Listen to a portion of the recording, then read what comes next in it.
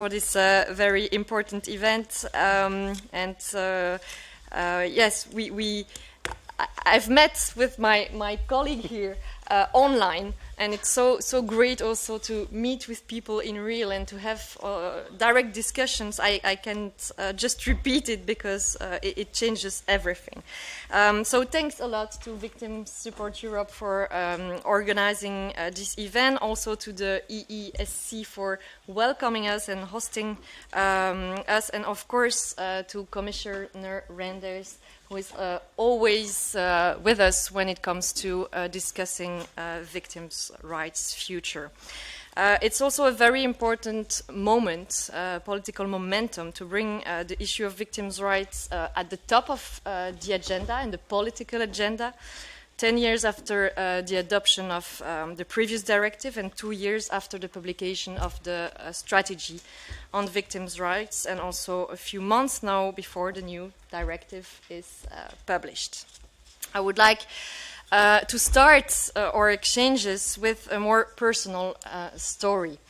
When I started working on victims' rights, I met with several victims and survivors of the terrorist attacks in Brussels, attacks from March 2016. And hearing their stories was extremely shocking and also impressive for me. I got very touched with their force, their resilience, and something that moved me the most was their difficulties as victims to go through the whole administrative process for recognition, for reparation, for support. And they felt that the testimony I received, they felt really abandoned by the authorities. And some even told me that they resented more Belgian authorities than their attacker. And this was really hard to hear. This was disturbing, and it should be really an alert for us, especially as policymakers. If we cannot prevent all crimes, we can ensure that victims feel safer and also accompanied in their restoration journey. All victims from all types of crimes. The existing set of rules when it comes to victims' rights is already quite comprehensive, and its overall assessment remains quite positive, but it's definitely perfectible. And we really look forward to the revision of the directive. Also, we hope it will be the occasion to fill in the gaps and remaining inconsistencies. So this is a known assessment also. Whatever the provisions are, implementation by the member states remain key. We strongly welcome the proposals and the ambition, but it will fall short without member states' political will. I hope the Council will be strongly committed also. Statements of good intentions will not be enough. And we need this political will, but also financial and human resources to support it. We need to work toward better implementation of existing rules in order to ensure the upcoming ones will also be transposed. The European Commission should also continue being stringent when it comes to transposition and implementation. And civil society and the European Parliament should be on your side to push for better implementation in practice. I believe this will be discussed more at length in the first panel. I believe also it is very important to include the perspective of particularly vulnerable groups of victims in this debate, and this will also be one of our discussions today. Certain groups of victims face different challenges when accessing justice or getting compensation. It is of utmost importance that victims' rights are as inclusive as possible. We will be discussing this further also. I will now, after these few introductory words, give the floor to my neighbor, Mr. Sibian, who is councillor here at the European Economic and Social Committee, which has issued recommendations on victim rights. You have the Thank floor. you, and it's a privilege to have you here in the House of Civil Society. We are always happy when we could provide our space for great debates between civil society, European Commission, European Parliament. And the topic of today, it's a great interest for us, not just for the third group, the civil society group, but also for trade unions and employers unions. And to give you some examples, we've been working on the opinion on Victims Rights Strategy back in 2020, but now we are currently also working on the Asset Recovery and Confiscation Directive, the opinion, that it has a great interest of the topic we are talking today. Why? Because we feel that the European Commission is keeping the victims when we are talking about compensations at the end of the list. So please have also a look on these directives. I'm the rapporteur. I'll be very happy to receive your feedback on also on this work.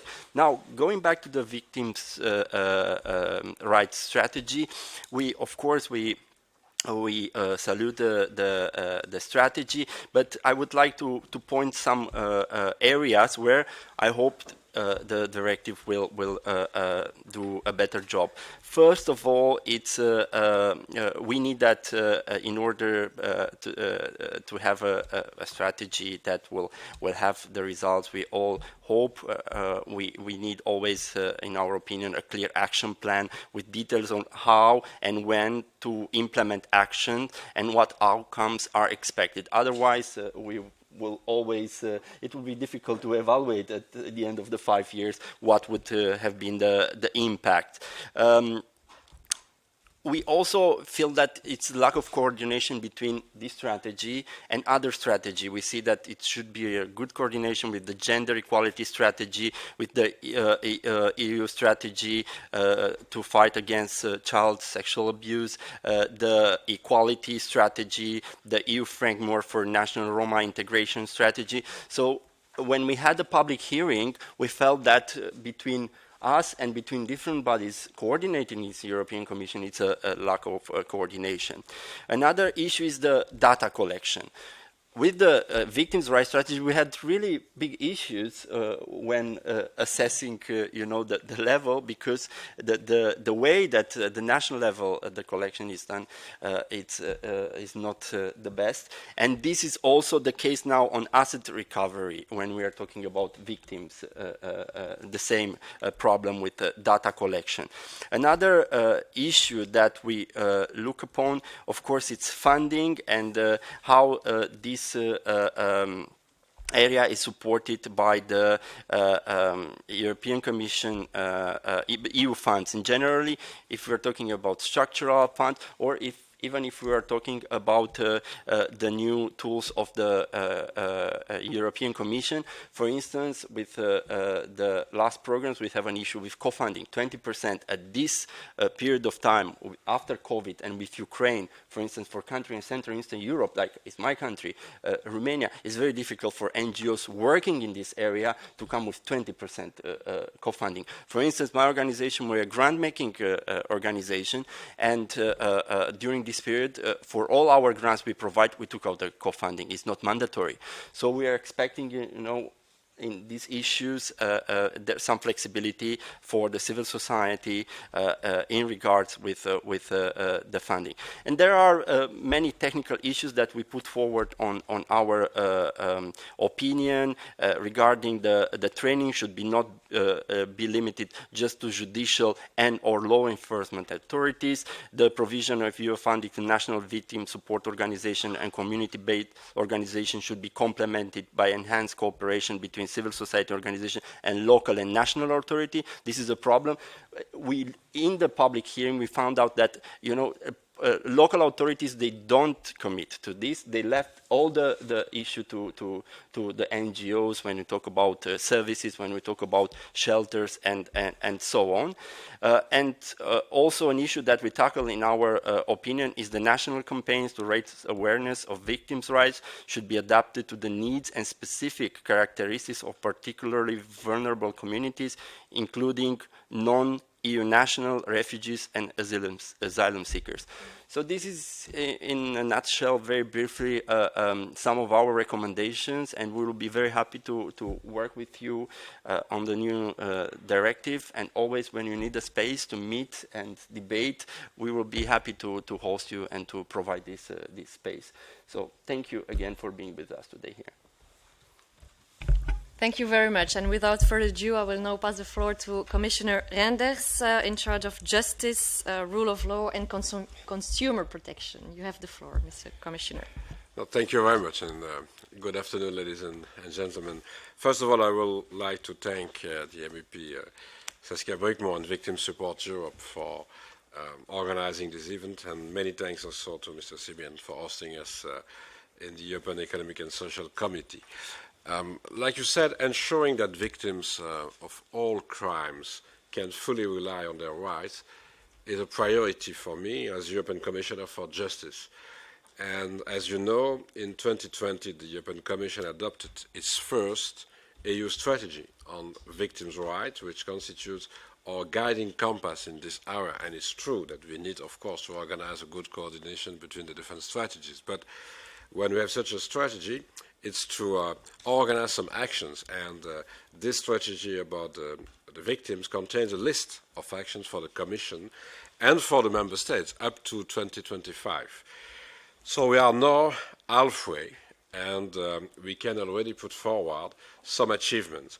Just to give a few concrete examples, we have set up an EU victims' rights platform and appointed a European Commission coordinator on victims' rights. We have worked on the implementation of the Victims' Rights Directive, and it's true that we have a lot of things to do to organize a good implementation in all the member states. And we are working on an ambitious EU-wide campaign on victims' rights, which will be launched early next year. In June, the Commission adopted its evaluation of the Victims' Rights Directive. Our evaluation shows that this directive has largely contributed to improving the situation of victims in the European Union. It has had a positive impact on victims' rights by improving victims' access to general and specialized support services that are now available to all victims of crimes and to their family members, and by better protecting victims from possible negative consequences of their participation in criminal proceedings, such as risks of intimidation by the offender. And you know that at the beginning we have discussed a lot about victims of terrorist acts, but it was very important to extend the victim strategy to all the victims of all types of crime. Nonetheless, our evaluation also shows several shortcomings. As a result of these gaps, still not all victims can fully rely on their rights. Shortcomings have notably been identified in the provision of information to victims and in access to support and protection for the most vulnerable ones, in access to legal service and legal advice, which makes it difficult for some victims to participate in criminal proceedings, and in access to compensation, which is often too difficult to obtain from the offender. I want to say that these shortcomings are mostly due to the fact that the clarity and precision of some provisions of the current directive could be improved. It's also maybe due to the fact that you know that since the beginning of the implementation of the directive, we have had a pandemic. And of course, it was not easy to implement a lot of very concrete measures during the pandemic, and we have seen more and more victims of different kinds of crimes, and certainly domestic violence and violence against women and children. It was very difficult to improve the access to different services during the pandemic, but we have tried to do that with some good practices, and we have tried to exchange the best practices in different member states and between the member states. In addition, societal and technological developments have also had an impact on victims' needs. To be concrete, digitalization has changed the way in which we communicate and the way in which we access services. We must align with this reality as we want victims to be able to fully benefit from digitalization. For example, they should be able to request an online access to their files. We should also make a better use of new technologies to facilitate access to support services. It is with these concerns in mind that the Commission aims at proposing a revision of the Victims Rights Directive in spring next year. We are now assessing different options as part of our impact assessments, and we are notably reflecting on ways to strengthen specialist support and protection for the most vulnerable victims, such as children and vulnerable adults, and to improve access to information. I was speaking about digitalization. Of course, it will be also possible to continue to work with other tools. It's not an obligation to have an access through digital tools, but it must be possible for all the victims to do that, and it will be, again, still possible to use other tools if it's needed. As you may know, I already highlighted the importance of promoting the European number for the care and referral of all victims, 116,006, in a joint declaration with the French Minister of Justice in February this year. And I've seen that it's possible to have more and more use of such a new number. Victims' helplines would work as entry point for information for all victims. People answering these helplines would provide counseling and psychological support and would refer victims to specialized support if necessary. So it's also possible to organize the orientation of the victims to one of another service. But it's a first line, and it's very important to use that.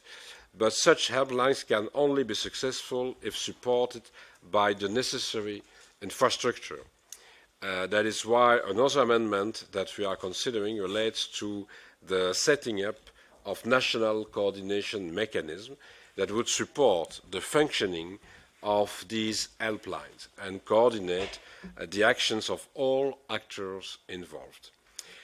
In preparing our proposal, we also are looking at possible lessons learned from the ongoing war in Ukraine and the need to assist victims escaping from this war. We need to ensure that victims of war crimes who fled Ukraine to the European Union receive support and protection in accordance with their individual needs and certainly their needs in their own language, because that's also an element that we try to develop in all the member states, and certainly in the member states receiving the more important number of people going out of Ukraine. And this is particularly important in the context of investigations on war crimes taking place in the EU. And you know that we have not only investigations on the supervision of the Prosecutor General of Ukraine in Ukraine, but we have also investigations in 14 member states about the war crimes. And we have many victims, of course, of such a kind of situation in the different member states. That is why we have set up a dedicated group on victims of war crimes under the Victims Rights platform to work on a set of non-legislative actions in this field. This includes provision of information on EU funding, training activities or awareness raising. This platform also allows the exchange of good practices on how to support and protect individuals who have often been traumatized. I am aware that Victims Support Europe and other organizations present here today are actively participating in the actions of the platform run by the Coordinator for Victims' Rights. You have all provided us with valuable input on the upcoming revision of the Victims' Rights Directive. I would like to thank your organizations for their work with victims, especially with vulnerable groups. The Commission Coordinator for Victims' Rights will give you a more detailed presentation of the state of play of the revision of the Victims' Rights Directive afterwards. She will remain available, I'm sure, to reply to any question you may have. I want just to say that we'll pay more and more attention to the vulnerable victims. And saying that, again, I will go back to the digitalization of the justice system and the access for all the citizens to justice by digital means. But again, I repeat, it's not an obligation, it's not the only one way. It must be a choice for all the citizens and certainly for the victims to use digital tools or to use other kinds of channels. And I want to insist on the fact that it's sometimes very difficult for the victims to go to a police station or to go to another kind of official service. And so we try to see in many member states how it's possible to have intermediaries, to have a first contact and then to go, if it's needed, to the police system and the justice system. We try also to train police people and judges and prosecutors to be able to receive better different kind of, again, vulnerable victims. And of course, we have tried, again, to organize different kind of presentations of such a kind of new service just before the pandemic, at the beginning of 2020. During the pandemic, it was more difficult to continue to work, but I've seen that we have restarted the process now, and we have in different member states such an approach to see how it's possible to have an access to a specialized service from a civil society organization or for the public sector before to enter in the normal process with, I said, the police system or the prosecutor office, and then, of course, in justice. And I want just my last comment to say that sometimes with the digital tools, we come with a real add value for some vulnerable victims. I'm thinking first, we will see that also in the discussions further, for the children.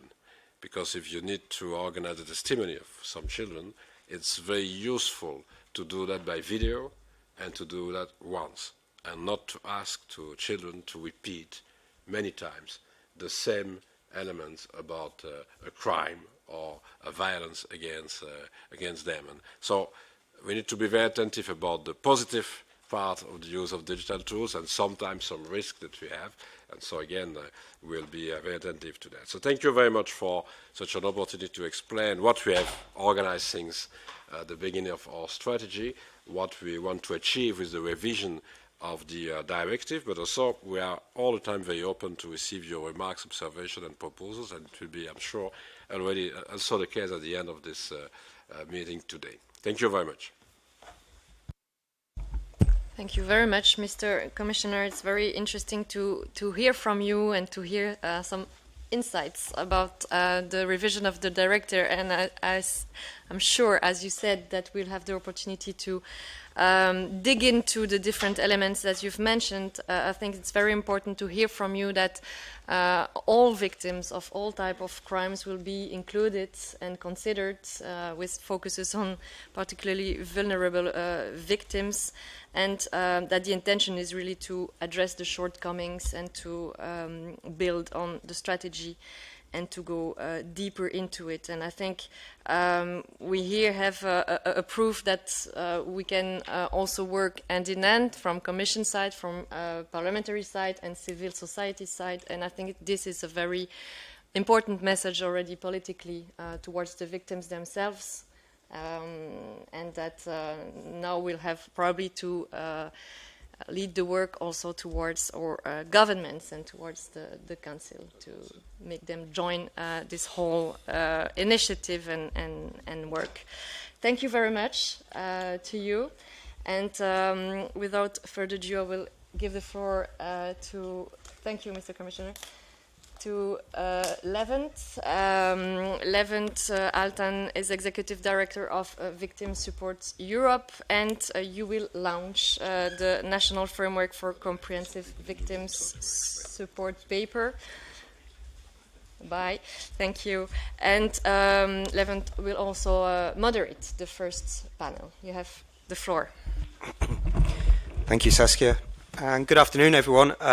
First of all, thank you to the European Economic Social Committee and to Saskia for organising and hosting this event today. It's a reflection of what we are looking at in terms of the National Victim Support Framework, which is that the victim support is everyone's role. and that we have to come together really to ensure this fundamental endeavour. So it's really appreciated the work of everyone and the Commissioner and Commission supporting this activity. So the event has been organised to launch the National Victim Support Framework, which is a VSE concept and report. And I suppose the question is, why are we launching this? Well, if we look at it 40 years ago, states came together to say that victims should have access to victim support services in the UN. 20 years ago, they came together in the EU and said victims should have support. 10 years ago, they said victims should have support in the EU Victims Directive. And yet, here we are 40 years later, talking about improvements that should be put in place for victims, for the 75 million EU citizens who fall victims to crime every year. That's 15% of every population in every member state falling victim to serious crime, to murder, to rape, to sexual violence, to robbery, to burglary, to terrorism, to cybercrime, to environmental crime, and the list goes on. So the fact is that across these states, victims aren't guaranteed the support they need. The laws may have been put in place, but they're not being put into practice uniformly. And in countries such as Greece, Romania and Bulgaria, contrary to what is being said, there isn't a national service available supporting all victims of crime across the territory of those countries. It simply doesn't exist. The variation in the extent, quality and distribution of services in the EU is extreme. So citizens just cannot trust that if they fall victim to a crime in any EU state, they're able to access support. And after 40 years of political commitments, we need a shift in our approach, and we have to act urgently. And this is what the Victim Support Framework is all about. In the wealthiest region on earth, in a region where the very existence of the state is based on a social contract, it's based on serving citizens' needs, not oppressing them. We have to understand that supporting victims is an essential element of our society. It's as essential as hospitals, courts and the police. And it's a bridge between health and justice. So this means we have to organise our support systems or support services in a systemic, coordinated and strategic way. We have to move away from support being simply about individual, localised organisations. Victims, our citizens, deserve better. So we have a victim support framework, a national framework, and there are four critical elements to what this is. And the first one, as I said, is that we have to understand that we all have a role in supporting victims. So anyone who interacts with victims, whether that's the police, prosecution, social services, health services, politicians, they have to understand their role, but they have to be trained to assist appropriately and in accordance with their role, and they have to have the right tools and procedures in place. But it's not just about those people. We have to empower victims themselves. We have to build the resilience of every individual to cope with crime and with trauma. We have to give them a voice, and we have to help them to participate in the very proceedings that affect their entire lives. And it goes beyond the victims to their social network as well. We have to help those social networks, the family, friends, colleagues, who play a fundamental role in supporting victims. We have to help them to do that. Because if we get those parts right, then most victims will never even need to seek out professional support services. But secondly, we have to have a long-term strategic approach which ensures this continual progress where implementation is overseen and monitored through, for example, independent commissioners, and where coordinating committees manage the entire process.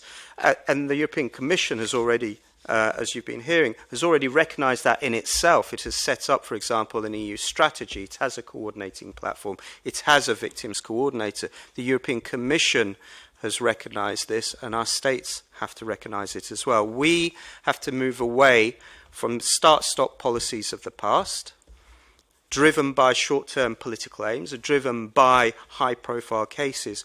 Every country has to have a national strategy for all victims of crime, not just for victims of trafficking or for child abuse or for gender-based violence, and they have to be coordinated as was recognised.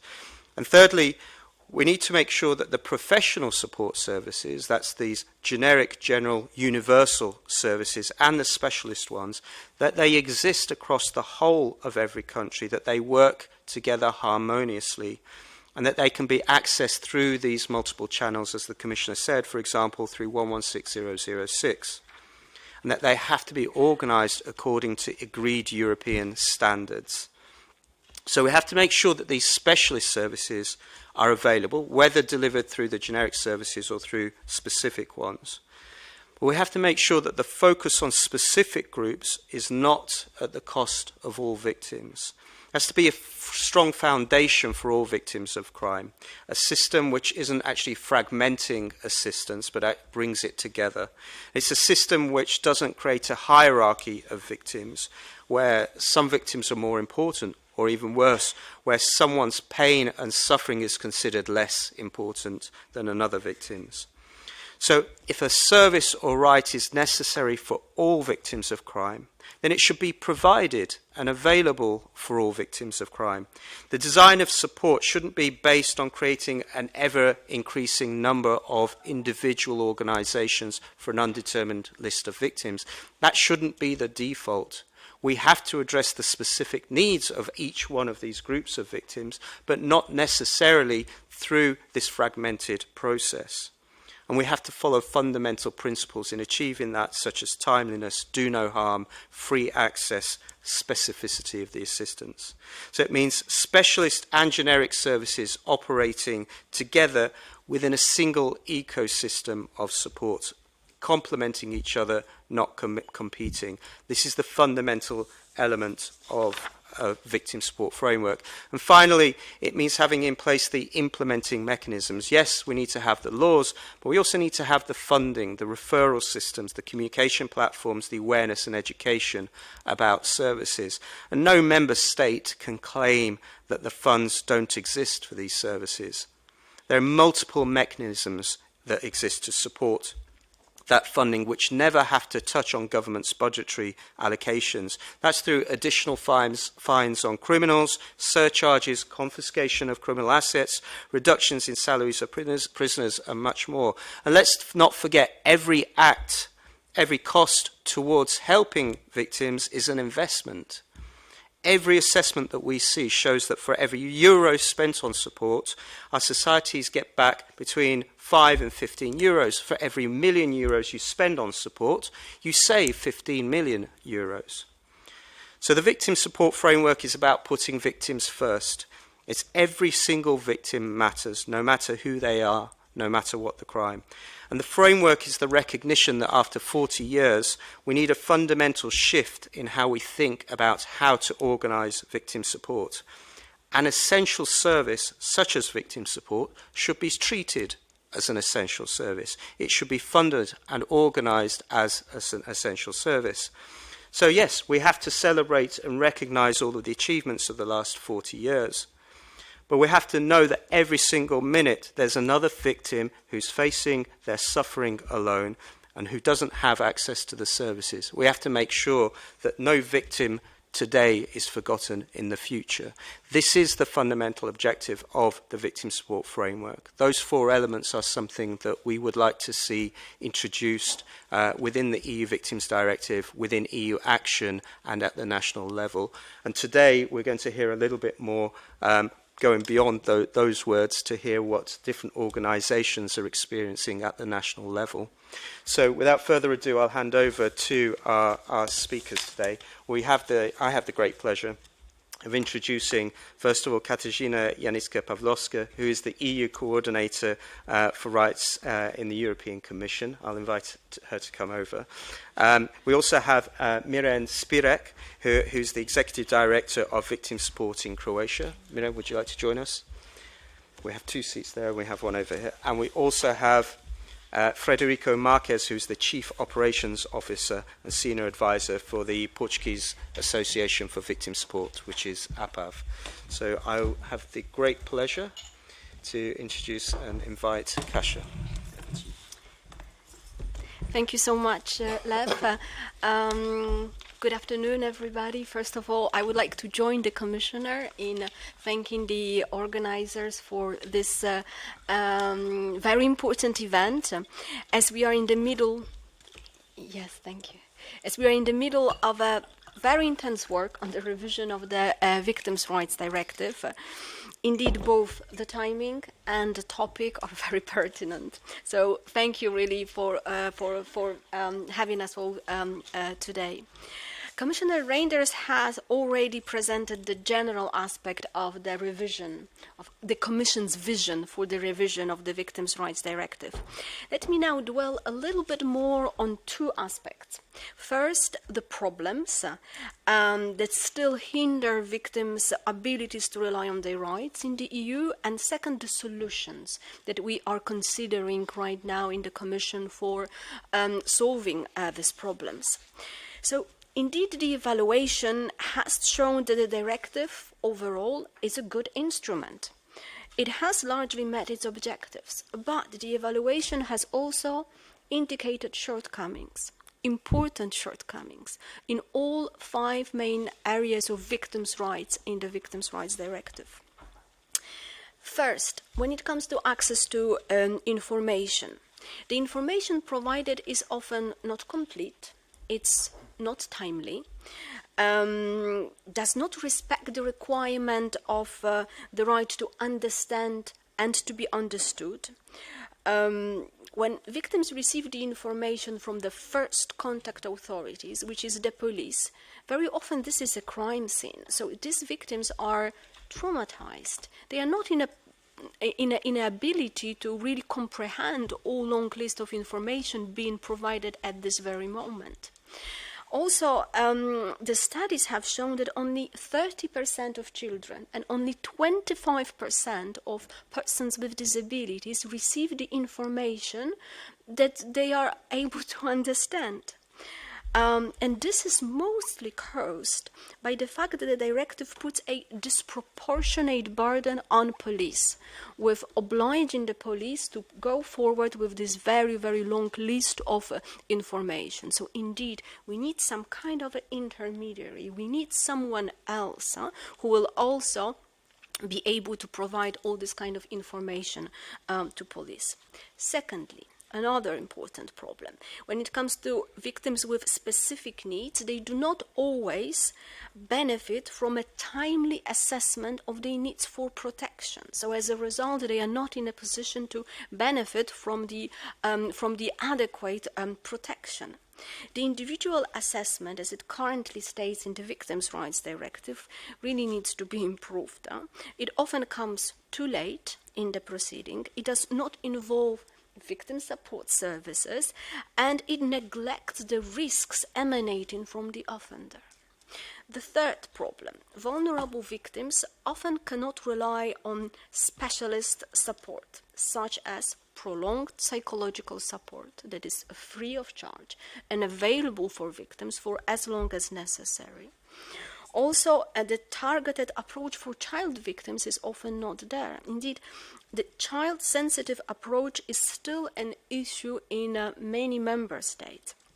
For instance, the Barnahus model, this model when child victims receive the support and protection in the same premises with the multi-agency approach where they can report the crime, when they can also give their testimonies via video recording, when they are supported by psychologists, and when there is a medical staff also to help them, and all this under one roof. So such Barnahus model is still missing in 15 EU member states.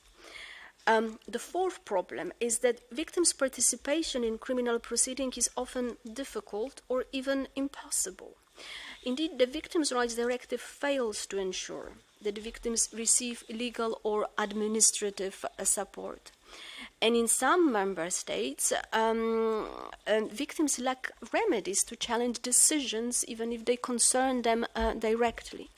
Finally, when it comes to victims' access to compensation from the offender, it's still very difficult. Victims are heavily exposed to secondary victimization and retaliation during the process. Even after the court's decision to compensate the victims often are not compensated because it is difficult to execute the compensation from the offender who says he does not have money, or basically he hides the assets. So for all these reasons, and also for all the reasons that the Commissioner Reinders mentioned, we really need to revise the Victims Rights Directive. So we are considering legislative amendments that will put forward some very concrete rights for victims and concrete obligations on the member states to solve all these problems.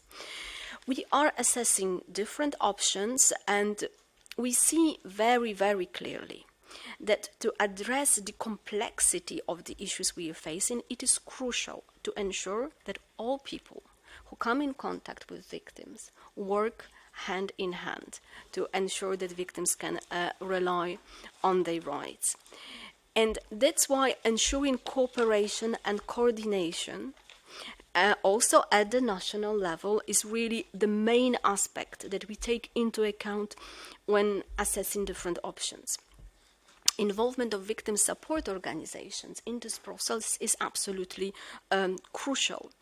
I've been very carefully listening to Lev, and I can assure you that our vision, also in the European Commission, when it comes to the revision of the Victims' Rights Directive, is to a large extent very, very, very similar. And definitely we are on the same page when it comes to ensuring good cooperation and coordination of all actors who come in contact with victims during the process. It is indeed crucial that police, prosecutors, judges, court staff, detention services, and victim support services work together. Commissioner Reinders mentioned one very concrete example on setting up national cooperation and coordination mechanism to support the functioning of victims' helpline. But let me give you a few other examples when we really want to make sure that this national mechanism of cooperation and coordination should be, in our view, included or are considered at the moment to be included in solving particular problems. To improve victims' access to support and protection, we are envisaging the obligation to involve victim support services in the process of individual assessment of victims' needs for protection and support. Honestly, without the expertise from victim support, such assessment cannot be complete. Also, to ensure that victims are better supported during criminal proceeding, and here I mean also during the trial, it's really important to have victim support. And that's why we are considering of bringing support services to the court, including the courtroom, if necessary. The examples of the countries where such solution has been already introduced show that indeed it can be very successful in improving victims' well-being in general, and that's why also victims' participation in criminal proceedings. And at the same time, such solution is not very invasive in the national legal schemes. So we see it as something that is really proportionate. So at this stage, I really cannot present you very concrete amendments that will be presented in the revision of the Victims' Rights Directive because, of course, we are still in the process and we are looking into tabling the proposal in spring next year. But I can assure you that we will respond to these 5 main problems with ambitious and well-balanced solutions that will provide for concrete rights for victims. And I can also assure you that the place of victim support services will be prominent. So finally, the legislative amendments and the revision of the Victims' Rights Directive, of course, it's not the only way to respond to these problems. We have also the Victims' Rights Strategy.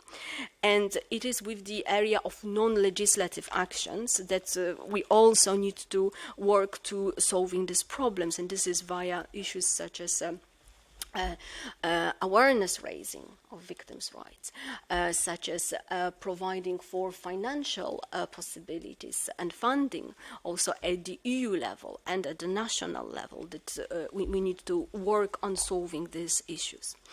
So without any further ado, and I really would like to wrap up, I would like to thank you for your active participation also in the Victims' Rights Platform. Victims' Rights Platform is also one of these non-legislative actions that put different actors together and ensure coordination and cooperation at the EU level. I know that many of you are contributing to this, to the actions of the platform very, very much. And I also know that many of you are contributing to the ongoing revision of the Victims' Rights Directive. So thank you very much for this. And of course, I would like to thank you for your hard work every day for victims' rights. Thank you. Thank you, Kasia. Do you have a few minutes for questions and answers? I don't know. I know Kasia has to head on to another meeting in I don't know, half an hour or 20 minutes. Are there any questions for Kasia before she has to dash off? I do.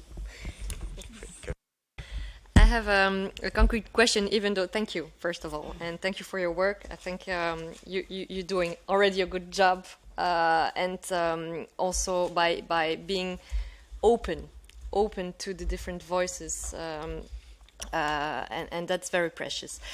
One of the elements that have been pointed out so far is the lack of implementation in the member states. And so what is foreseen by the future revised directive on the implementation side, possible sanctions, and how do you intend to have 27 national mechanisms in place, and by when? What would be the timeline for that? Thanks. Thank you. Of course, no,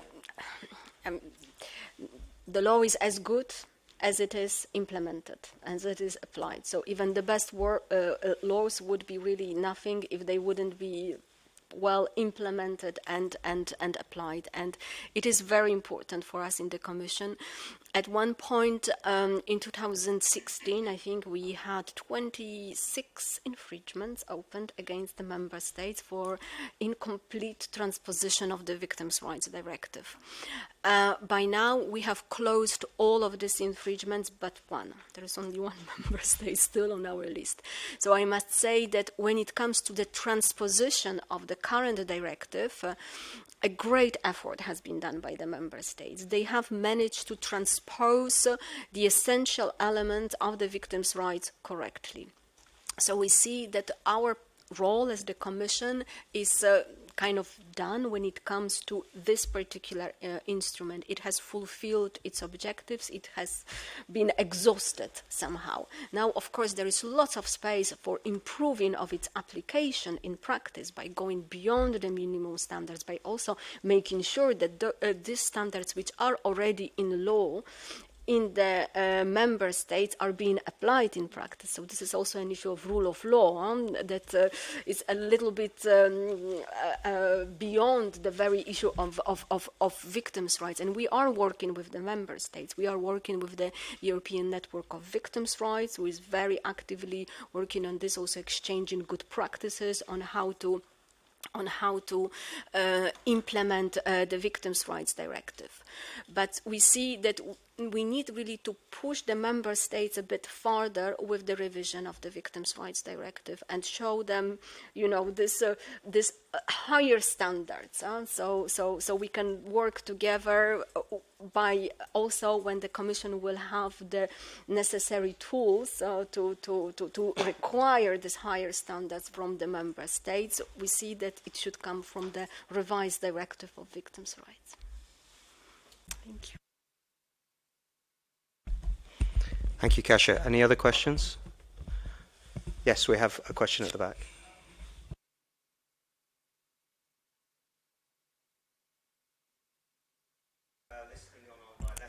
Okay, so it was easy. Okay.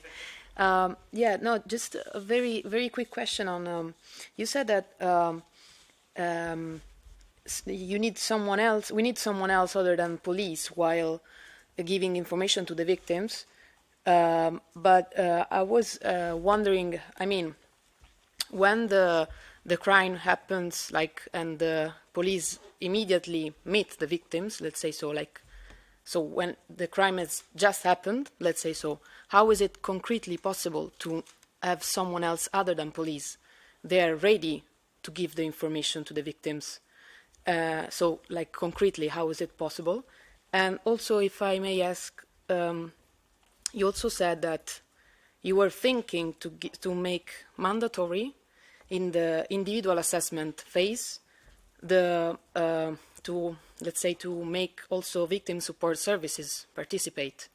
How can this be balanced with the, let's say, the length of proceedings, sometimes, which are like, sometimes are also problems, not only for, let's say, justice, but also for the victims themselves. So that was it. Thank you.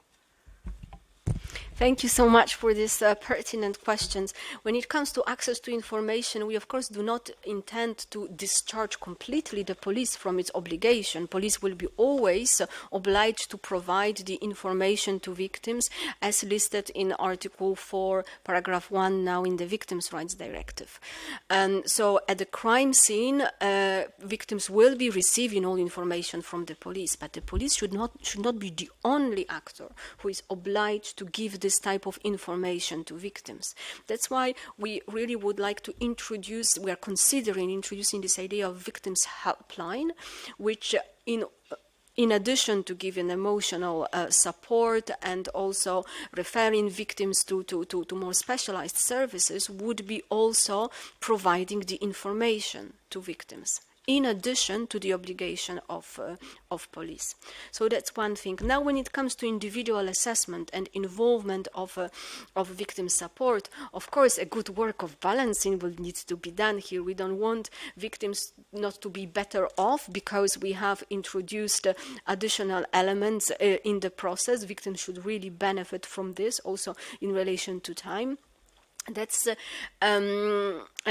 with the individual assessment. It's a very particular issue because there's no one individual assessment of victims' needs. It really depends on a case-by-case basis.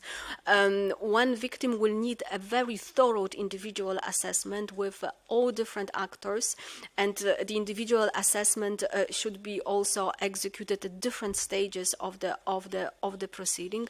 But we would like to make sure that it's seemingly integrated in the criminal proceeding without any additional burdens for the victims. But of course, it will require more work. It will require also the involvement of victim support services will require more work.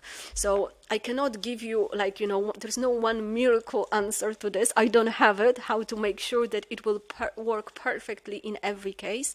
We will definitely be giving a margin of discretion to member states on how exactly to organize it in a way that it fits best its national schemes.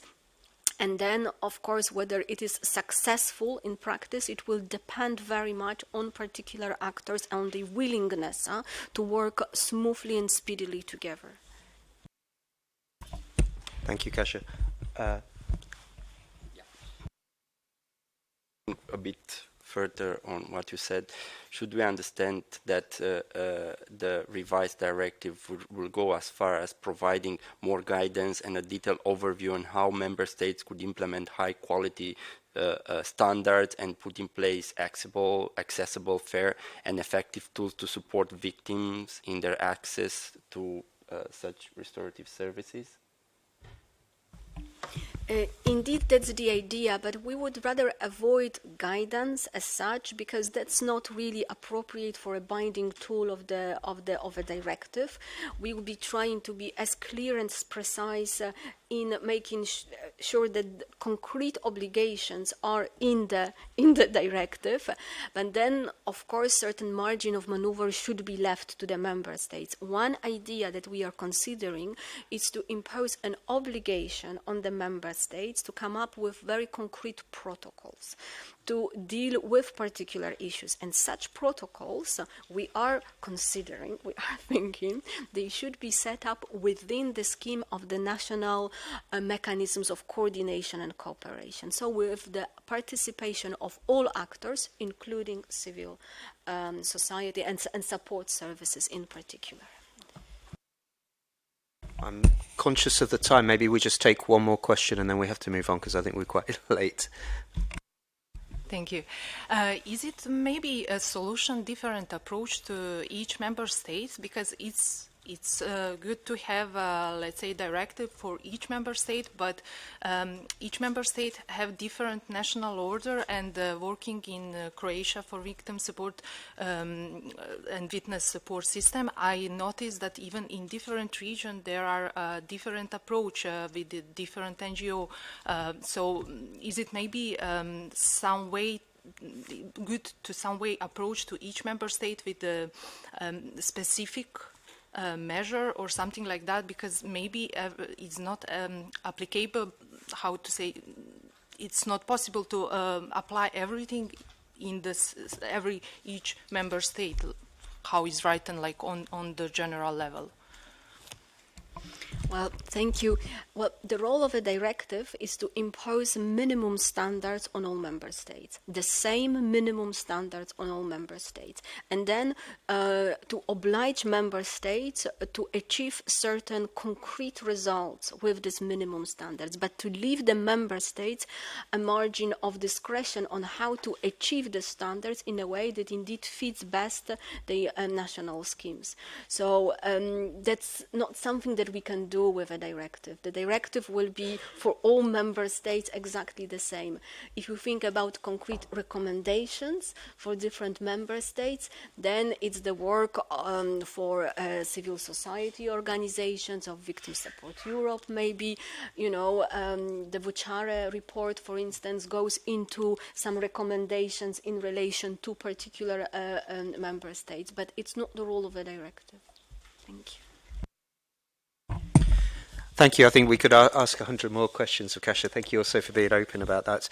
I think just to pick up on a couple of issues, a lot of this really moves towards an understanding of implementing as systems rather than just individual rights. So whether it's the ecosystem for support, or it's a communication framework which is about everyone's role in communicating, or it's about setting out principles rather than the specificity. So all of these things are extremely important, as is moving beyond the notion of transposition to actual implementation. I think that will be an important piece, because the reality is that the directive doesn't require every member state to have victim support services in existence. So that's a change we have to look at.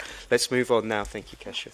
Let's move on to Miran, who's actually representing victim support in Croatia. Over to you.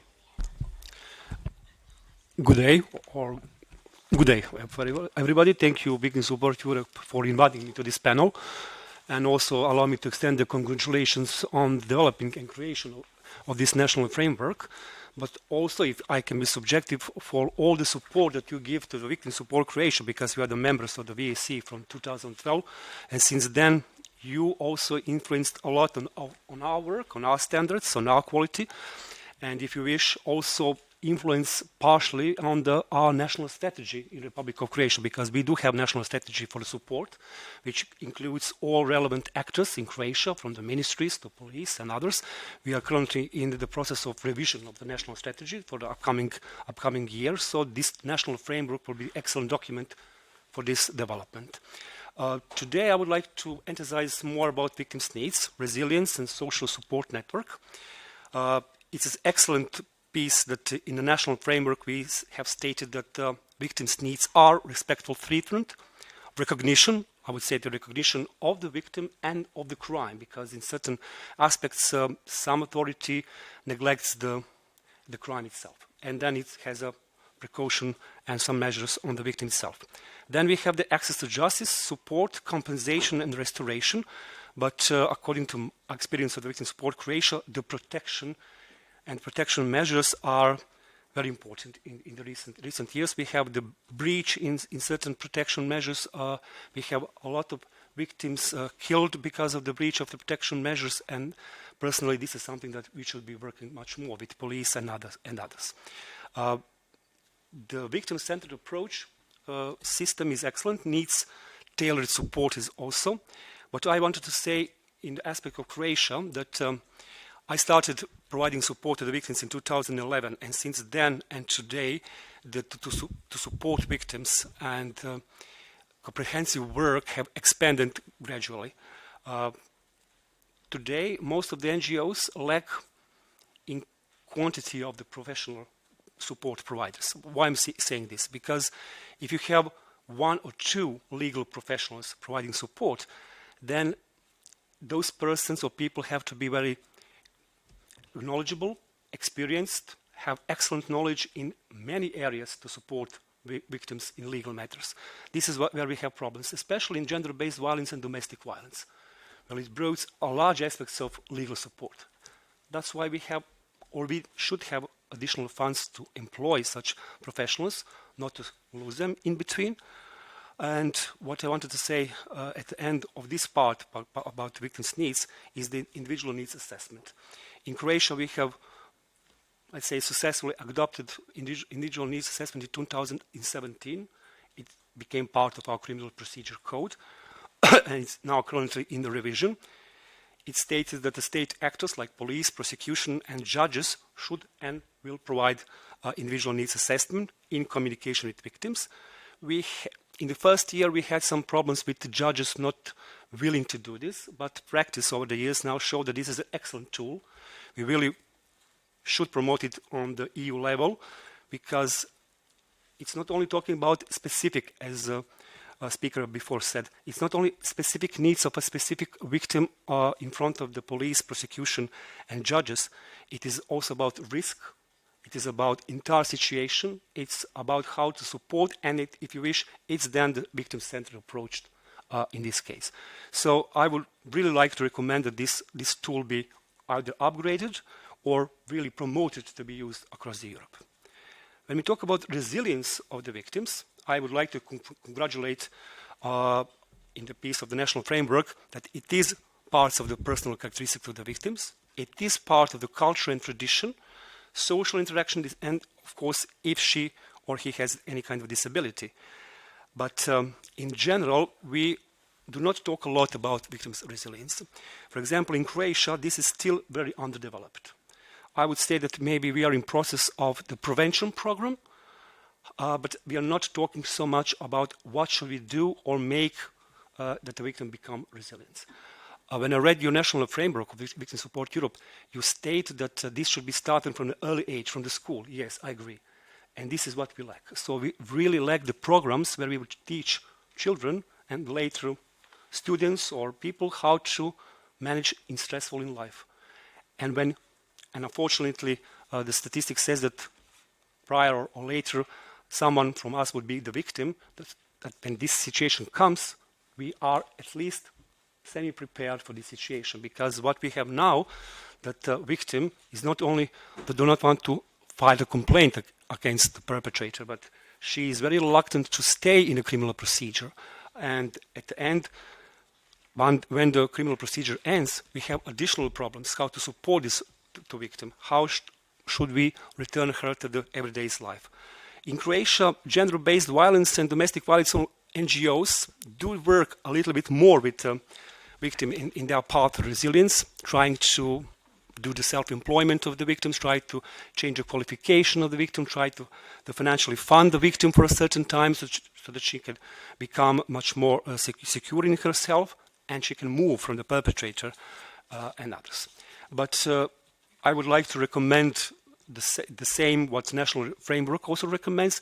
We need from the earliest and start that all member states adopt either programs or educations in terms that general public, victims, schools have this program adopted or participated, and on the other hand, professionals like in justice, police, civil society organizations, social welfare also be part of this program. You called it PFA, the psychological first aid. We really welcome this, and I think that really we should be doing this as soon as possible. I will going to introduce this as I'm the member of the Commission for the Revision of this National Strategy in the Republic of Croatia. I will try my best to put this on the panel for the next, because this is really important, because, and my logic goes in the term that if we'll invest in this, we would, as you said, have much less investing in other things here to recover the victim in such. And to conclude, its social support network, we do have problems between the local community, the family members, in supporting the victim, because in many cases, if the victim arrives from the smaller regions or smaller territories that are traditionally strong, then we cannot expect the support of the community to the victims. That's why we need civil society organizations who have different approach to support victim in this endeavor. But on the other hand, we need to change the attitude of certain traditional regions, make promotion of the victims' rights, of the victims' needs. I would like to give one example. This is Croatian example, and we already heard about the 11606 line. We have 11606 lines from 2013. As the Ministry of Interior said last year, the time have matured, that we trust each other. So from the beginning of this year, we have an excellent referral system in which the victim arrives at the police station filing the complaint. Immediately, she is introduced by police officers about our national line, 10606, and then we receive just a small notice from the police, from the official manner, name of the victim, telephone number, and what criminal act it is. And we are then obliged to contact this person in 24 and 48 hours and provide information, emotional support. For now, it works very, very well. We have piloted this on the 2 police stations. One is the capital of the Croatia, and the trust between the police and us, this is what is also have to be said, has raised, but also we have succeeded the victim receives firm information, and that the police, on the other hand, reduce their effort in informing the victim so that they can work on other fields. And we are constantly in communication with the victim. After this communication or the support ends, the victim can call us or we can call her again. I think this is an excellent approach because we can talk about victims. For example, in Croatia, per year, 70,000 people file a complaint.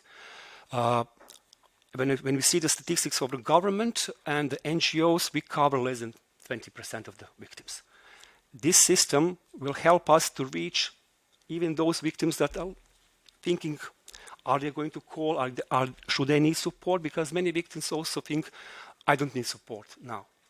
That's why we need this kind of referral system, and I could say that from the next year, we are upgrading this system on more police stations. So we're going to have, at least at the end of the next year, very good results in terms of the referral and the support to the victims. I would like just to conclude that this national framework that Victim Support now developed is an excellent tool. I have read it, and I think that in Croatia it's going to be very well used. And also what I would like to say that we also agreed the revision of directive. What we think that the directive should be much more strong, should push the national government to develop certain tools from the directive, and also to, if possible, what we have witnessed in Croatia, upgrade the system of legal aid, because we are really lacking in law and in funds for the legal aid, and we need stronger support of the criminal procedure. We mostly focus on the criminal procedure, but what comes later is much, much important. We also have to talk about civic cases where victim then doesn't have the rights from the directive, and yet she met the perpetrator in the civic cases for the alimony, for the compensation, or something less. So thank you once again. Thank you, Miriam. Sorry for urging you along. We're running maybe 15 minutes late. I think what I would suggest is that we save any Q&A for all the speakers to the end, if that's okay with you, Saskia, as well. Federico, can I ask you to start, and maybe if I can just squeeze your time a little bit as well. Right, my best. Good afternoon, everyone. First of all, I'd like to thank on behalf of the Portuguese Association for Victim Support the invitation to participate in this event and to share with you the perspective of what I would call medium-sized national generic victim support services. And our organizational model and the way we operate in Portugal is, of course, influenced by some Portuguese structural features in this field of victims' rights. And I would highlight maybe a couple of them, which I believe that are common, at least some, to some of your countries. And first of all, and this is of course very negative, is the lack of a national strategy, of integrated public policies, and of a national coordination regarding victims' rights, with the exception of domestic violence. And this leads to something that Level also approach, which is a very negative consequence in terms of a significant discrepancy between the attention devoted to one specific group of victims, and in our case, victims of domestic violence, and all the other victims. And this reflects in the legal framework, but mostly in the quantity and in the quality of the human, the logistical, the financial resources available. Of course, that this commitment to preventing and to combating, in Portuguese case, domestic violence, is perfectly understandable due to the scale of the phenomenon in my country. But what is much less understandable is the secundarization of all other victims, especially when we do not know, and in Portugal we do not know because we don't launch a victimization service since a long time ago. We don't know if there are other victims or other groups of victims that should deserve the same attention, but due to the fact that they are hidden behind the so-called black numbers, they are off the radar of the legislators and of the policy makers. And this excessive attention given to a specific group of victims works like a vicious cycle, because you put investment in one specific group, you get more, the number get more resources, the number of reports increase, this problem gains centrality when compared to others, and you put more investment on it, and this goes on and on and on. So, and we have a very clear sign in Portugal, which is the lack of specialized services for some other groups of vulnerable victims. Another important feature is the geographical asymmetry in terms of the responses that exist in the country. And these resources are mostly concentrated in the urban areas near the coast. However, and again, in domestic violence or for domestic violence victims, the situation improved in the last 5 to 10 years. And now the interior of the country is better covered than it used to be in terms of support services. And another feature to take into account is the lack of a referral system. And in this case, if in domestic violence the law it's mandatory by law that the police refers victims to support services, but this rarely occurs in practice, even for victims of domestic violence. For all the other victims, not even the law requires it. So again, this discrepancy. So these features shape much of the way we as a victim support service design our service to the community. And first of all, I'd like to highlight that in a scenario like this, the existence of a generic support services is particularly important. We know that many victims, perhaps the majority, I don't know, do not need support, but we also know that if they have this need, and they often do, they have the right to obtain it, all of them. So regardless the type of crime they have suffered. So a male victim of a petty theft, or an elderly victim of a fraud, or a youngster who was verbally attacked online, for example, have the right to access support, whether emotional, legal, psychological, and so on. And this diversity, I believe, that can only be covered by a generic victim support services with sufficient capacity to provide these different types of support to all these different types of victims. But we also know that certain groups of victims or victims of certain types of crimes will be more likely to need support, and support with certain specificities. However, in a country like Portugal, where these services, as I said, are scarce, the existence of a generic victim support can be the only chance for these victims to access support. And that's why, in our case, we felt the need to set up teams specifically trained and prepared to work with some categories of especially vulnerable victims. In our case, relatives and friends of victims of homicide and of terrorism, child victims of sexual abuse, and migrant victims and victims of discrimination. So I would say, concerning the revision of the directive, that it shall be clearly stated and strengthened the state's obligation to guarantee the existence of generic victim support services, adequately funded, and in order to allow them to develop their operations in a uniform way and throughout the whole territory covered. The inexistence, as I said, of a referral system implies on our part additional efforts to reach victims, to guarantee the accessibility of victims to our services. And in this sense, and in addition to what we can call the classic victim support office service, in the last few years, we have tried to diversify the way we reach victims. So we have, for example, launched mobile teams which cover some of the less populated areas in the country. We have extended the opening hours of our 116006 helpline, also through the provision on a more regular basis of support at a distance, and by launching support services in courts and in police stations, which I believe it's one of the most efficient ways to reach victims and to provide support. And regarding accessibility, I think that the path for the revision of the directive shall be towards opt-out referral systems, through the diversification of channels of support, through the imposition to the state agencies to contribute to the dissemination of information on support services, and also to promote, by funding, of course, the existence of victim support services closer to the justice system.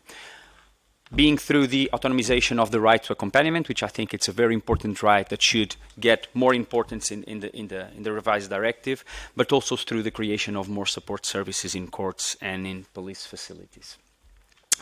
Another thing that I like to mention very, very briefly is that a requisite for this diversified system of support to work properly is a constant struggle to improve the quality of the services provided. And I think this can only be achieved through well-defined intervention models based on clear procedures, and both technical but also very important ethical procedures, transmitted to our staff and to our volunteers through training and constantly monitorized through supervision.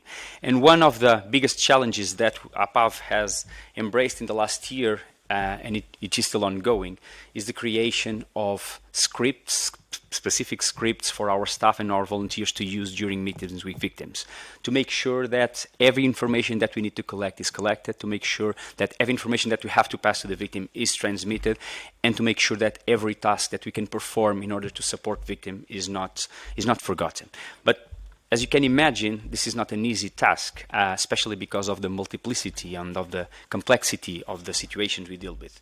But I think it's an effort that is justified in terms of standardization, in terms of qualification of the service that we provide. And this is closely linked, or will lead to, is already leading in our case, to the next step, which is certification. We have been trying to consolidate a set of indicators that, when present, allow an external entity to certify the quality of what we do. So this is also an ongoing process. We are already testing it in some of our support services, and I think that the directive should address the need for victim support services to meet some minimum quality standards like those who are mentioned in the Victim Support Europe National Framework for Comprehensive Victim Support, presented by Lev, and that may in the future constitute the basis for a certification and accreditation model. So just to conclude in 10 seconds, and at a more macro level, I think that the requirement of a national coordination for this area, with a strategy involving all the key public and private stakeholders, and strengthening of some of the victims' rights mentioned in the directive, are at this point crucial. And for example, in the area of violence against women and domestic violence, for example, the expected new directive will set the bar very, very high. And if the Victims Directive does not follow in line with the requirement level of this new directive, I think there is a real risk, at least in countries like mine, that the gap between some groups of victims and all the other increases. So it's something I'd like you to keep in mind. Thank you so much. Thank you so much, Federico and Miren. I think we've heard lots of different elements from the Victim Support Framework, and importantly, we've heard how these different elements actually exist already in countries, and not the largest countries, not the wealthiest countries. So these ideas, these concepts are perfectly feasible.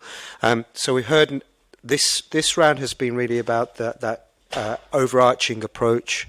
What we're going to do now, I'll hand over to Saskia, who's going to moderate the next session, which is really focusing on those specific groups as well. So over to you, Saskia. Thank you very much, and thank you to the previous speakers as well. I will now pass the floor to our three next speakers, and I'm really delighted to welcome you here. Please join us.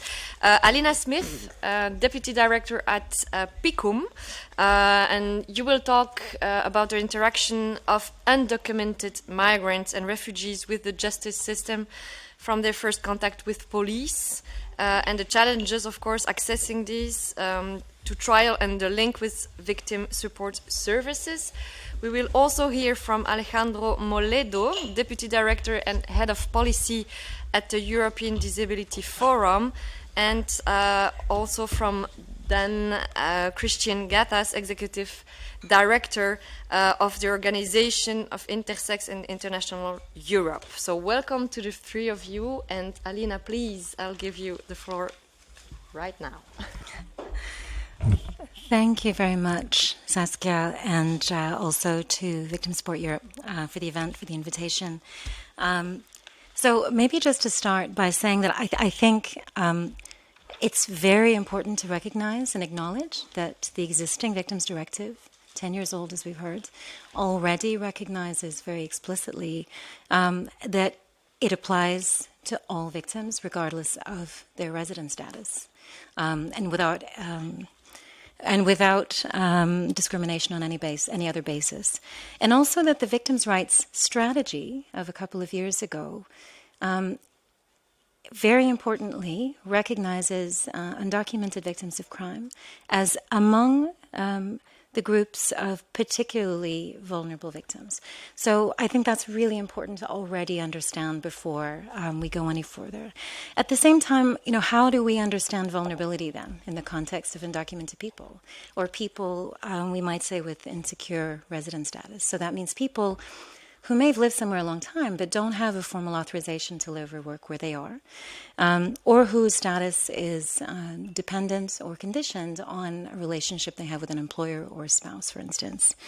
So I think, it's important to understand vulnerability in this context has to do with the background realities, that if you're a person with precarious status, you're undocumented, you're already in a situation where you have very limited access to decent work and wages very often. You have very limited access to health care and social benefits. You're at increased risk of exploitation in a variety of different contexts. And there is an implication in terms of your relationship with certain state authorities because of the criminalization of certain forms of migration.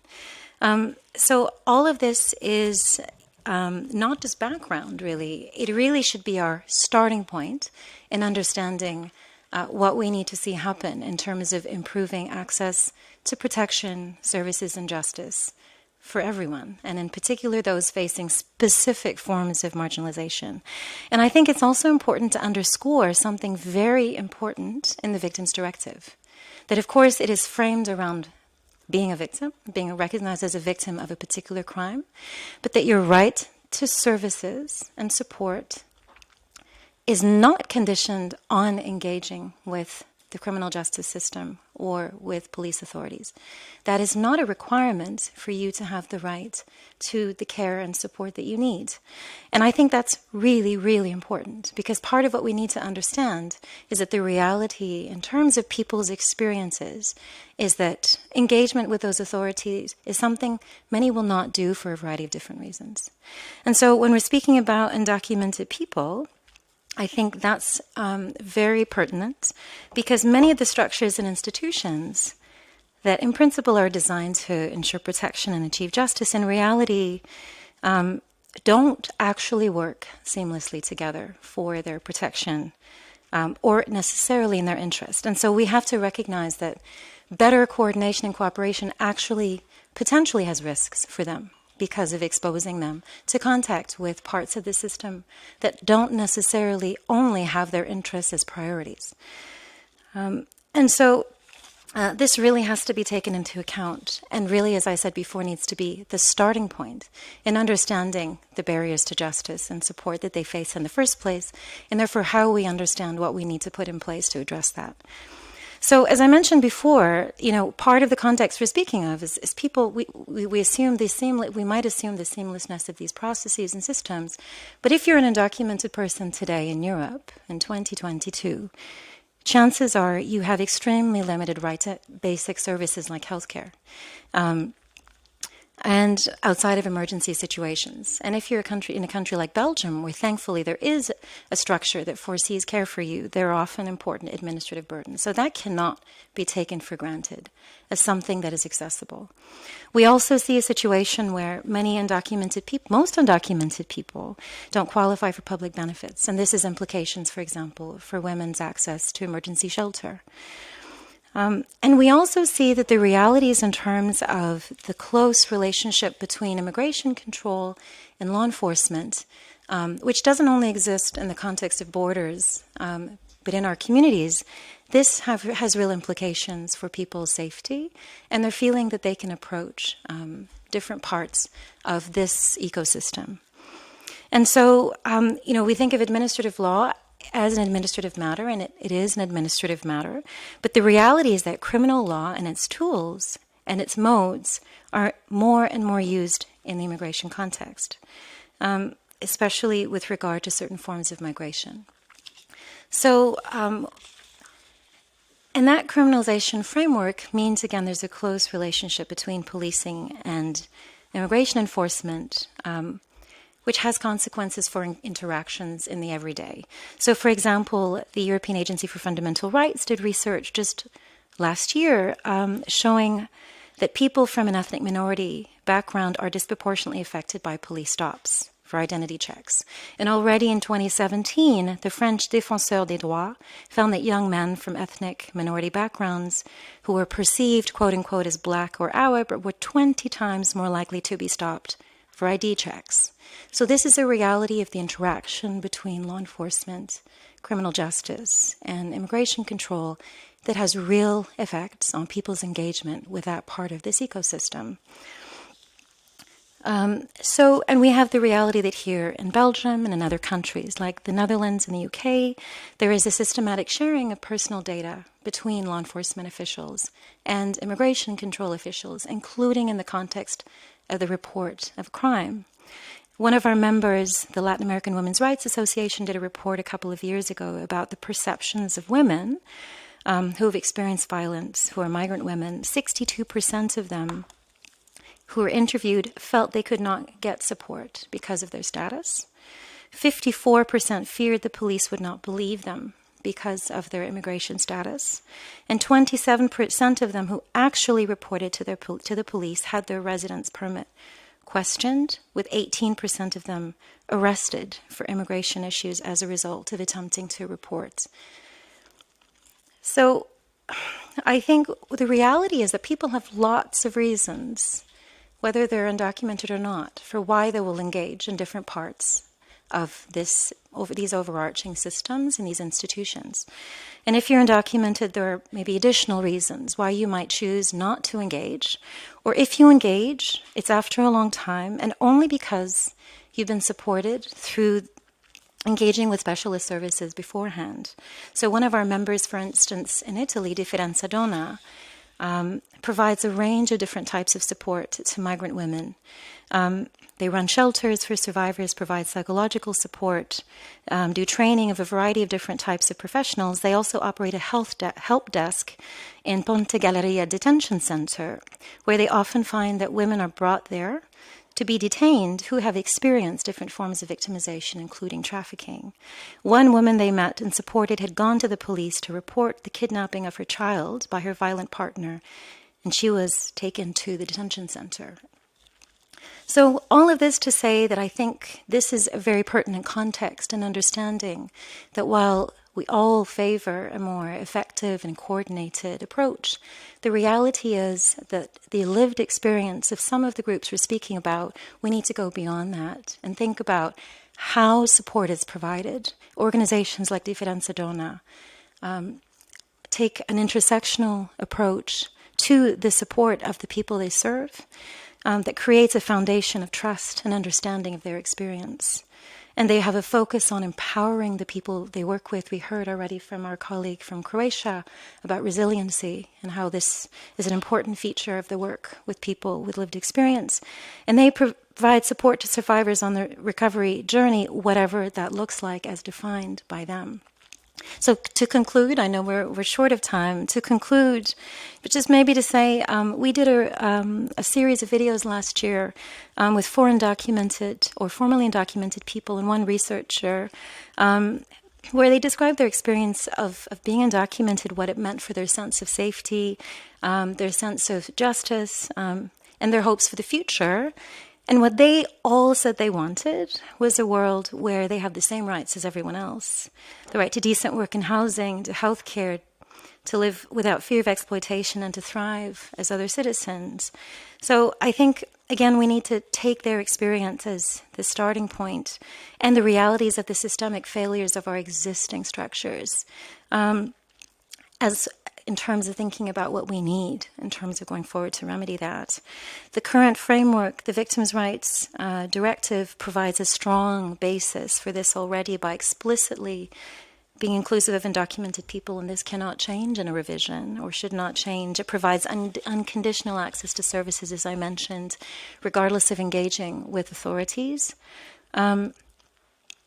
Arguably, protection from immigration enforcement is implied by Article 1, but we think this needs to be made more explicit to strengthen the protection against immigration control for people who seek support. And we need to, we think, have more clarity, clear provisions on the storage and management of data held by public authorities, especially as we think about increased digitalization. This is essential to ensure confidentiality for individuals and as a basis of trust. And finally, in terms of collaboration with civil society, this is addressed, among other things, in the new proposal on violence against women in the Article 41. And we need to go beyond cooperation and consultation in terms of work with civil society towards requiring the creation of sustainable structures for consultation and partnerships to ensure meaningful participation of people with lived experience and those with direct contact with them and implementation of the directive. Because those organizations are often the first contact and the main support to people in navigating their journey to recovery. Thanks. Thank you very much. Alina, I will directly pass the floor to the next speaker. Because of the timing, I'm sorry about that, pressing a little bit of things. Alejandro Moledo, so Deputy Director and Head of Policy at the European Disability Forum. You have the floor. Thank you very much. Well,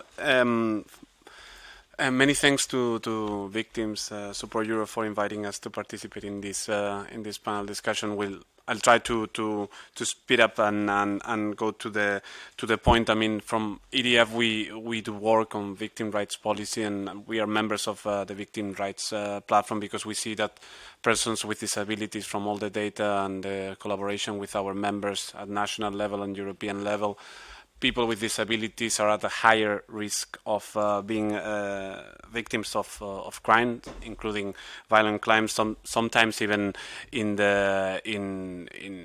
in specific life circumstances and specific settings, such as sometimes even the supposedly long-term care facilities, institutions, residential institutions in which they are supposed to receive care.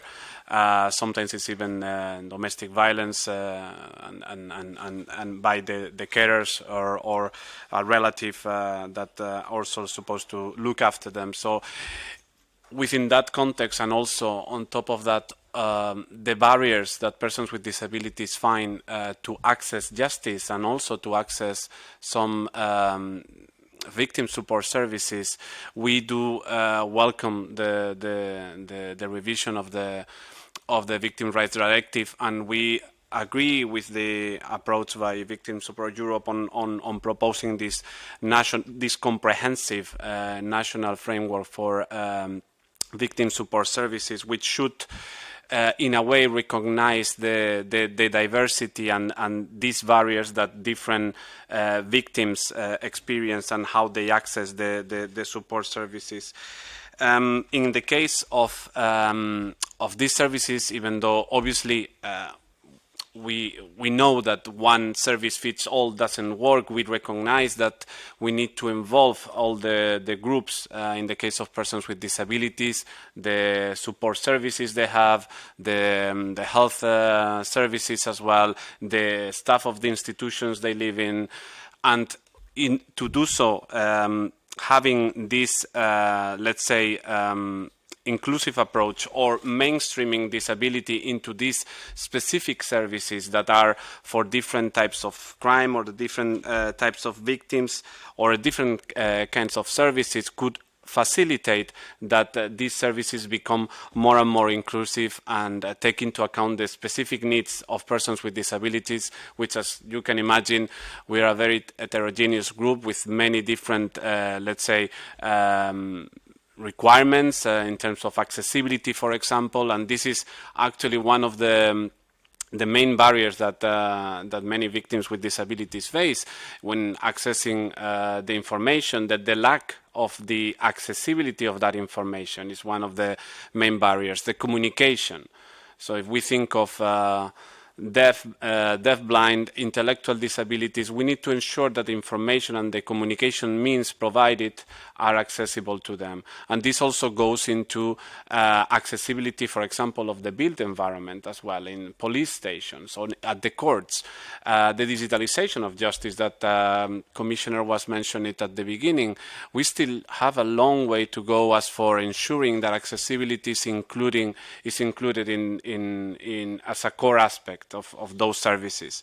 And in that sense, this national framework for victim support services, we believe that in order to ensure this right mainstreaming of disability and accessibility throughout the different victim support services, it's important that it is some sort of disability focal point is also included in these national frameworks in such a way that this focal point can have the direct contact with the organizations representing persons with disabilities and have the expertise in order to bring those that knowledge on accessibility and how to make these services in support of victims more inclusive also for persons with disabilities. So in that sense, that would be a proposal that we would like to put on the table. I wouldn't like to take much time, but also like to stress very much as well something that was mentioned at the beginning, the importance of data. And of getting disaggregated data also as for disability, so we can assess what is the impact of the frameworks at national level of the Victims Rights Directive, and in view of the upcoming revision. Very briefly, some of the points that we would like to see reflected in the Commission proposals are, first of all, to make a reference to the UN Convention on the Rights of Persons with Disabilities, to really embrace this new paradigm of human rights-based approach as for persons with disabilities, because in the past there's been this medical, more charity kind of approach as persons with disabilities. So a clear recognition of this paradigm shift in disability model should be recognized by the directive. And in this same line, the scope should cover those victims also when they are, for example, in closed residential settings, as I was mentioning before. Those settings are supposed to be giving care. As long as they exist, they should be explicitly covered as well. And as for accessibility, and here I want to be very clear, because we follow different pieces of legislation in other policy areas as well, and sometimes we see that the Commission proposes like wording such as user-friendly, easily accessible, but now in the EU we finally have a very good legal framework as for accessibility, as for digitalization, as for the built environment. We have European standards. So we believe that the Victims Rights Directive should make an obligation, not guidance, like an obligation for accessibility by referring to the existing legislation we already have in place, so we ensure certain coherence on how to make information, communication, support services accessible. This would be of utmost importance. And then something that I forgot to mention, as I was trying to be quick, is the importance of training to the professional and training on the on disability in our case data, which I already mentioned, and it was also brought up before, the importance of including sanction as for the violations of the rights of victims, or double victimization would also be necessary to be included in the new directive. So I will leave it there and hope we can have a discussion afterwards. Thank you very much. Hope it was not too quick. Thank you very much. It was quick, but your message is very clear, and thanks for that. I will now pass the floor to our last speaker, who is Dan Christian Gattas, and you are Executive Director at Organization Intersex International Europe. You have the floor. Thank you very much, and thank you to Victim Support Europe for inviting OI Europe to this meeting. We're really happy to be here. And for you who do not know what OI Europe is, we are the umbrella organization for intersex-led, human rights-based intersex organizations, and we have member organizations in more than 20 European countries. And the amazing report Victim Support Europe launched today highlights different sectors which play an important role in establishing a framework for comprehensive victim support. And I want to look at one in particular, the workplace. And then also share a few thoughts of how a revised Victims Rights Directive can help to better support intersex victims of crime. And as you probably all know, intersex people are persons who are born with sex characteristics that do not fit the typical definition of male or female, as a very short definition. Intersex people are also called persons with a variation of sex characteristics, and they have been, in the past years, identified as a highly vulnerable group of the population. And within the LGBTIQ spectrum, as the group to experience one of the highest levels of violence. The 2019 FRA LGBTI survey, which is the largest data set of this kind to this date, gives a sort of idea of the scale and seriousness of these incidents. In the 5 years before the survey, 22% of intersex respondents experienced a physical and/or sexual attack for being intersex, and that made them the most affected group among LGBTI people. And 38% of intersex people made this experience at least once in the 12 months before the survey, and 27 even 6 or more times. Again, among all the LGBTI respondents, intersex people, 42% actually, experienced the highest rate of harassment in the year before the surgery. And across the EU, intersex respondents again indicated the highest rate, 41%, of often or always avoiding certain locations. And the data is equally worrying when looking at the situation of young people. We had 14% of the young respondents, so aged 15 to 17, state that they suffered from physical or sexual attacks due to being intersex in the 12 months before the survey. And 79% of them reported physical attacks, while 20% reported sexual attacks, or a combination of both. And this means that at least 14% of intersex youth experienced incidents that meet the criteria of a criminal offense and of bias motivation. However, only a very, very, very small fraction of these violent incidents is being reported, and that is for good reason, or for bad reason rather. Because intersex people, and we heard this already today from other vulnerable groups, often make the experience that the disbelief and neglect and ridiculing that they encounter in their everyday lives exacerbates when they are in a vulnerable situation that requires them to open up towards, for example, an authority about the fact that they have a variation of sex characteristics, or in the context of a crime, of a bias crime. So there is experience of intersex phobic reactions from authorities, there's lack of trust due to the everyday life situation and experience, and there's also very often still a lack of protective ground specific to intersex people that would give a legal framework for them to seek access to justice. Now, coming to the workplace, how can the private and also the public sector, in their capacity as employers, support intersex victims?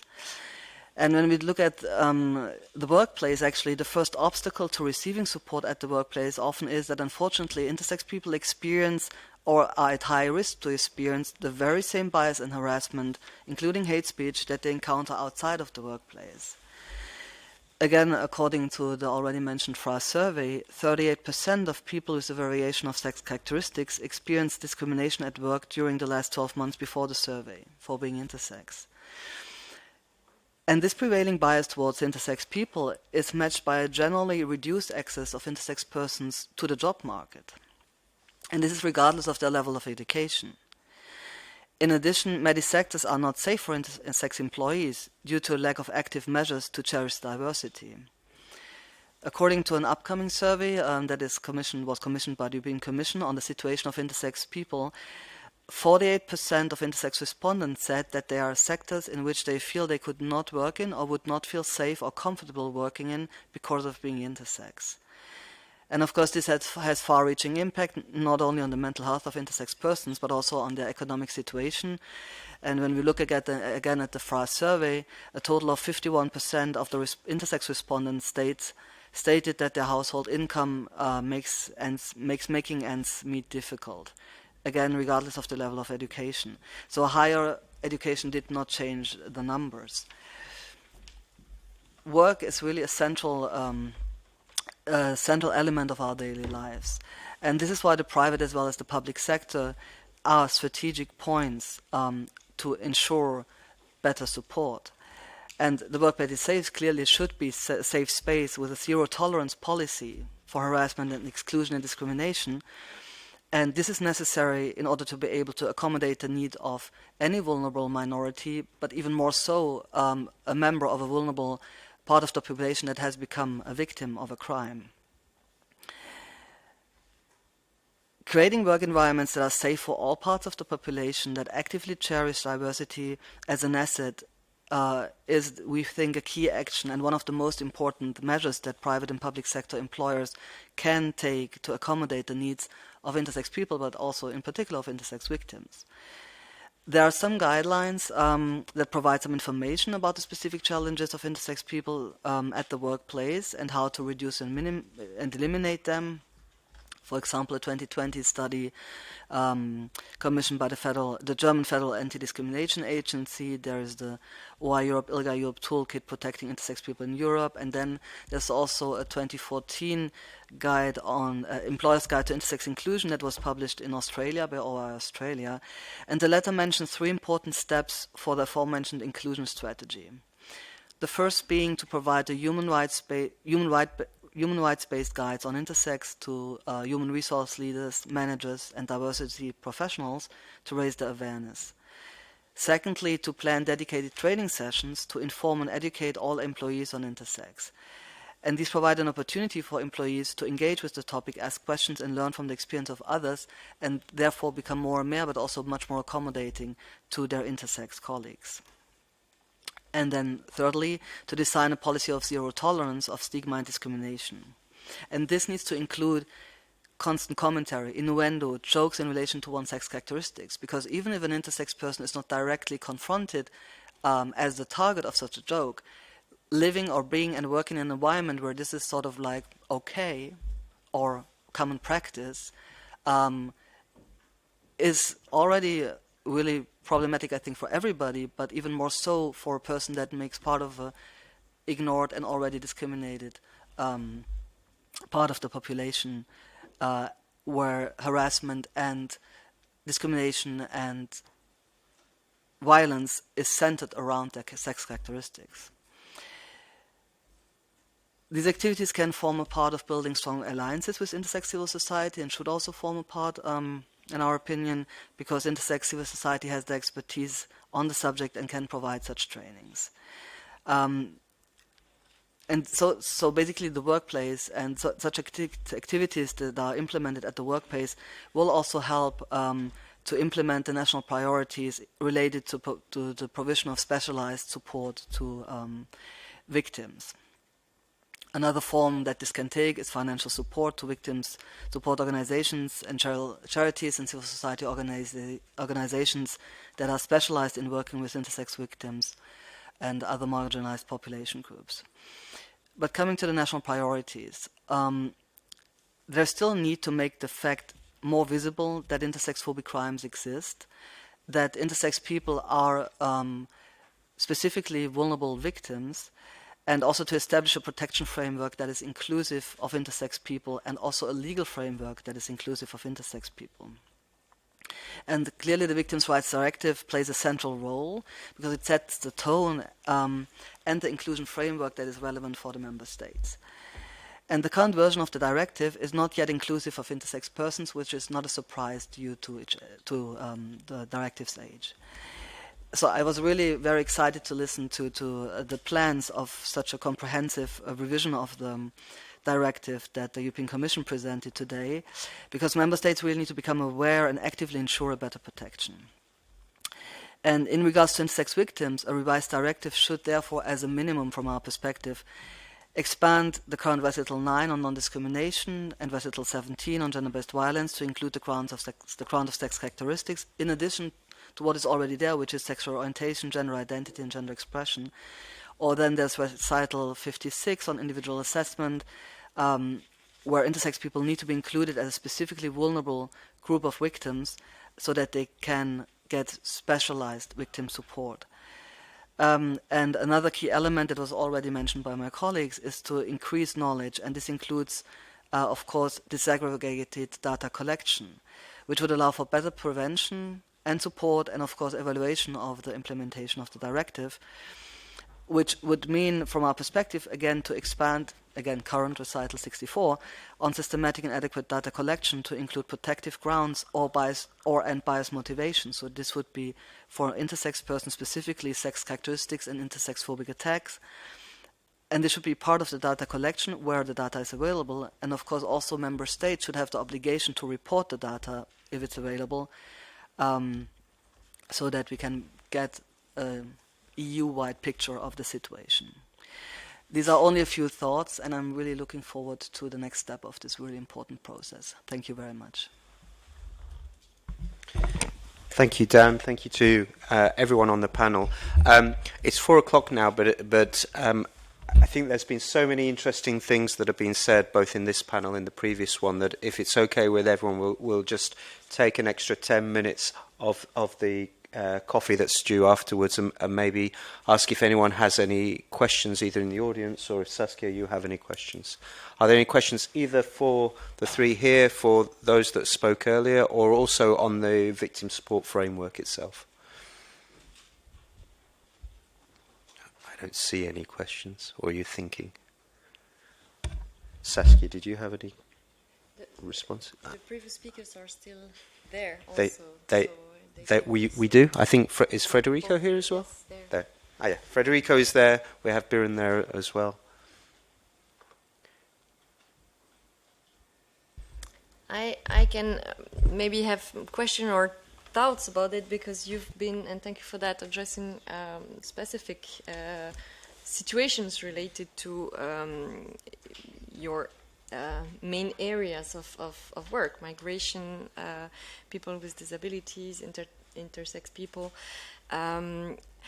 What would be the main challenge on the ground? Isn't it about mainly bringing knowledge and training to the different services that are involved in the path of a victim, in the whole process a victim has to go through?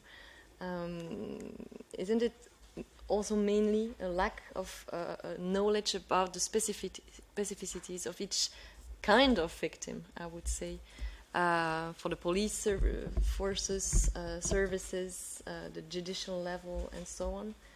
And so would the recommendations, either in the directive or either specific guidelines for national frameworks, also touch upon educational level and training level?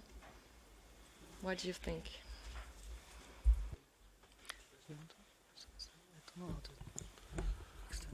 I believe so. I mean, the part on training, raising awareness is obviously crucial, but I also think that it requires, let's say, some structural changes as well when it comes to some of the accessibility barriers that I mentioned. I mean, a shelter is not going to become an accessible shelter even if we raise awareness about that there are people with reduced mobility. So there must be obviously this first step, but then there should be an additional step forward in changing some structures and some procedures which are by how they are designed, excluding that some people may be able to use them in an equal footing than others. So if we think of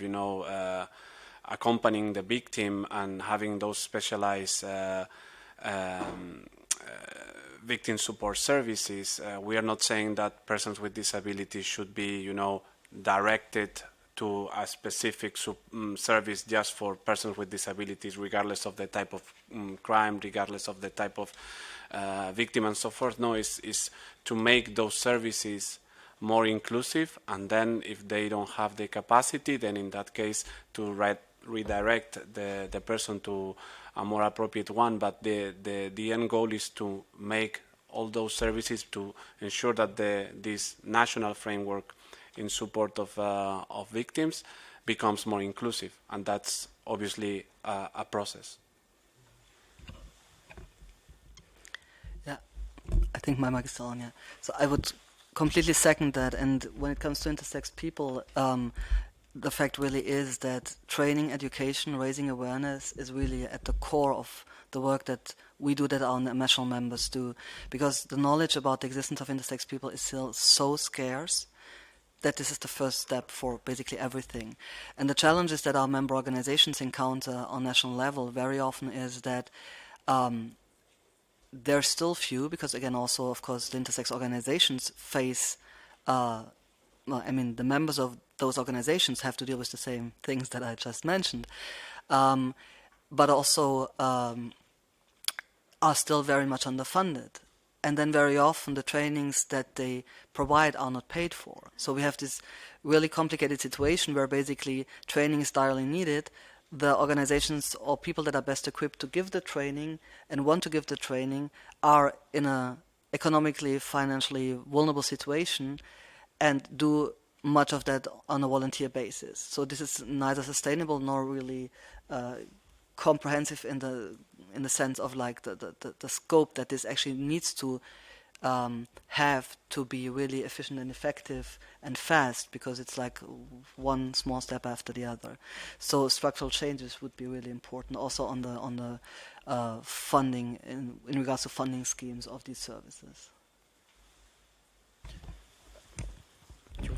Oh, maybe briefly, that's all right. Yeah. that's a great question. In a way, I guess the bottom line has a few elements, and one is I think it's still a challenge just to reach people where they are. So who has the trust that people will come to them, or that when there's outreach that there will be a response and there can be an engagement. So I think there's that whole piece.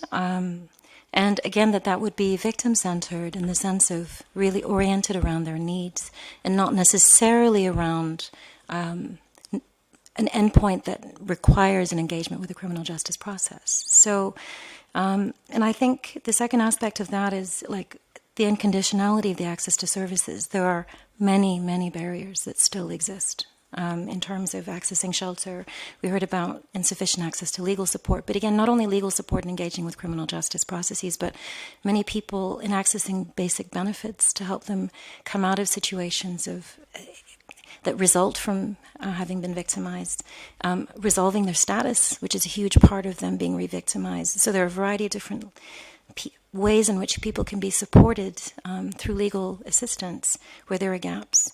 There are lots of organizations doing really important work with specific groups that are underfunded.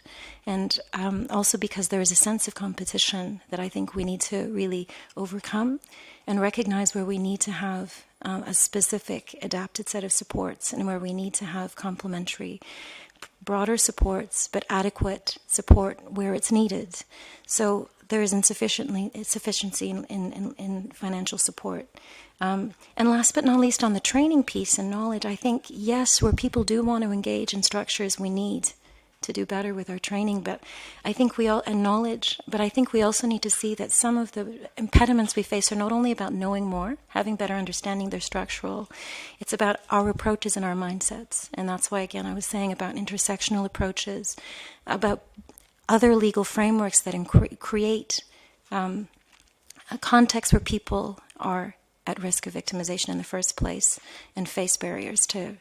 So it's not only about people knowing more. There are bigger picture structural issues that won't be resolved through training, but I think we could do better with that as well. Thank you for that. Maybe just to pick up on those points as well, Saskia. I think there's one thing which is those who work with victims in whatever context having some knowledge of those different groups. But it's having the relationships and the mechanisms in place so that the people whose main job is to work with those groups are coming together with the support organisations.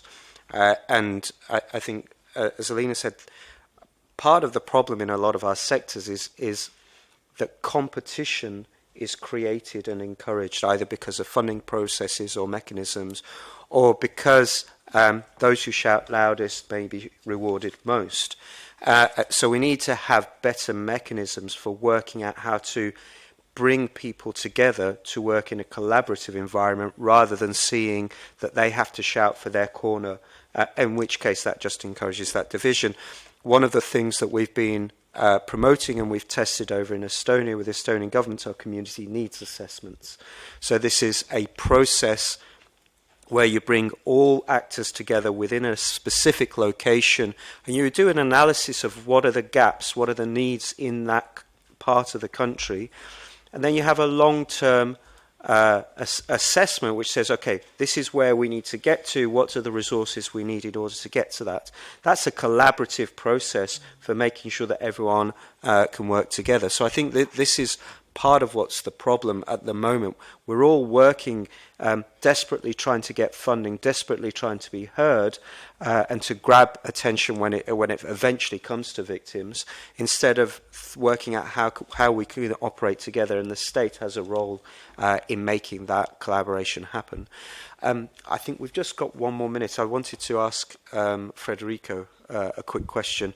It's just on referrals. You mentioned about the opt-out system. The opt-out referral means basically that victims are told that their information will be passed on to victim support unless the victim refuses.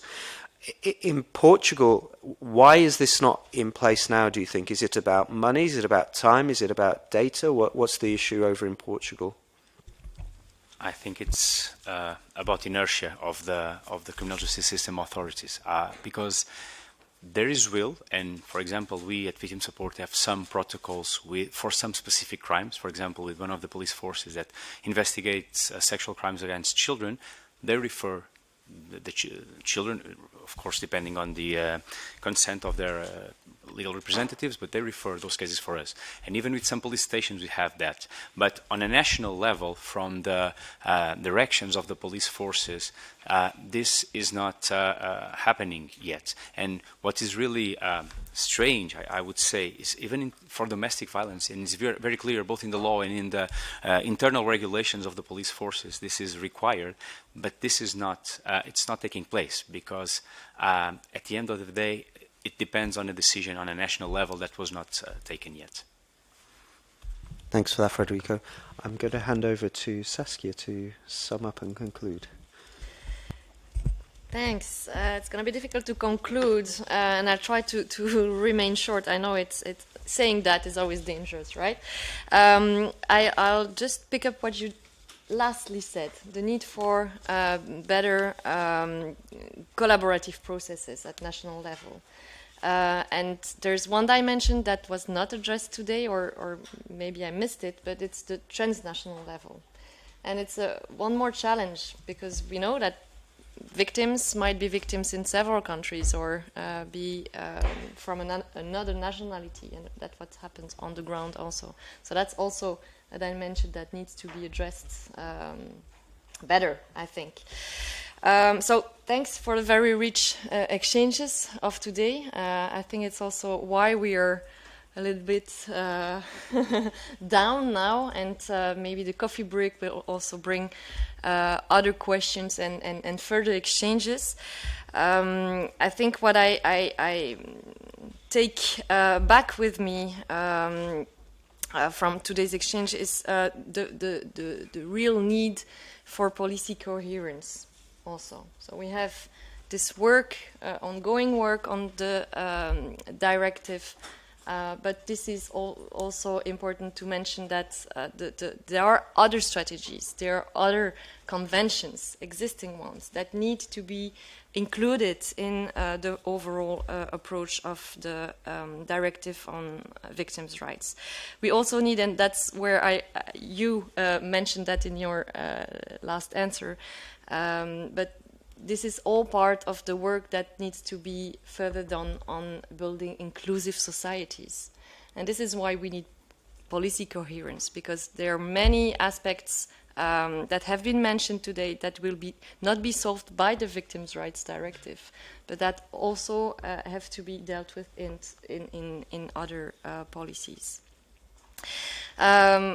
What is also important, and that we still miss, I think, in victims' rights, but in general, is giving more place to victims, hearing their voices, ensuring their participation in also policy making, to hear them, listen to them, their needs, their reality, to build real inclusive, but also policies that answer their needs. And thanks to you for the work you're doing and coordinating all those voices.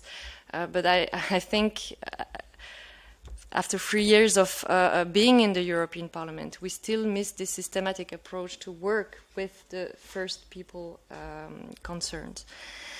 But there's also a political commitment, I can ensure it, to have a stronger directive, a revised directive that addresses all those concerns. And I think we can trust the Commission on this, because from the beginning of the mandate also, I've been in relation with Didier Reinders, with the Commission, and we see that the political will is there. And I think really the next challenge for us is to have the Council on board and to also work hand in hand with our national counterparts in order to have the commitment of the Council to keep up the level of the revised Victims' Rights Directive. And I was delighted to hear from national experiences. And I think this is also how we can build on examples, experiences, showing the shortcomings, remaining, but also trying to address them and to have those very solid minimum European standards in order to push all our member states in the same direction. What is also important for me is that we know that revising a directive is a legislative process. It takes time. The first one is 10 years old. We'll have a new one in 2023. We'll go through a legislative process, which means involvement of the European Parliament and then the trilogues. So we're not yet there with a revised directive being again transposed in the member states. So it's a long process. And what we have to bear in mind is that in the meanwhile, the context is evolving. I was happy to hear the Commissioner saying that they take into account the specific situation of the war and war crime and the victims of war crimes. We also went through the COVID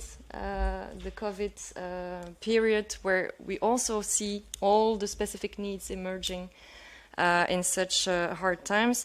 I'm myself working currently on spyware issues and illegal use of spyware by our governments against journalists, against citizens, against politicians, and there's a huge issue related to victims' rights in this work as well, which is absolutely not covered for the moment. And I would have liked to challenge Didier Reynders on this, because he's also in charge of these issues as Commissioner for Justice. But again, I think sometimes we miss the opportunities to address specific situations, and I really much hope this will also be dealt with in the future directive. I said I wouldn't be too long, so I thank you again,